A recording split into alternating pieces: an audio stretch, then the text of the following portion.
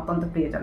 এছাড়াও প্রেগনেন্সি যে বেবিটি রয়েছে সেটি একটি বেবি রয়েছে না দুটি বেবি রয়েছে সেটাও কিন্তু জানা যায়। এছাড়াও বেবির যে হার্টবিট রয়েছে সেটা সাধারণত 6 উইকের মধ্যে কিন্তু চলে আসে। অনেকের ক্ষেত্রে একটু লেট হয়, তবে এই সময়ের মধ্যে কিন্তু সাধারণত চলে আসে। তো অবশ্যই এই বেবিটি হেলদি রয়েছে কিনা, বেবিটি ঠিকঠাক রয়েছে কিনা, বেবি ঠিকঠাক পজিশন রয়েছে কিনা এবং বেবি একটা রয়েছে না দুটো রয়েছে সেটা জানার জন্য কিন্তু অবশ্যই প্রথম মাসে যখনই কিন্তু পজিটিভ টেস্ট আসে তো তখনই কিন্তু ডাক্তারবাবুর কাছে যাওয়া দরকার। এছাড়াও ডাক্তারবাবুর কাছে যাওয়ার পরেই কিন্তু ডাক্তারবাবু এক ধরনের মেডিসিন দেন, সেটা হলো ফলিক অ্যাসিড।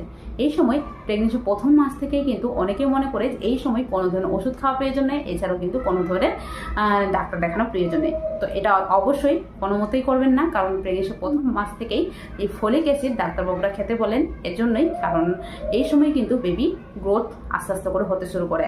এবং অনেক সময় দেখা যায় যে এই ফলিক অ্যাসিড অনেকে না খাওয়ার জন্য কিন্তু বাচ্চা যে প্রতিবন্ধী হওয়ার চান্সটা থাকে সেটা কিন্তু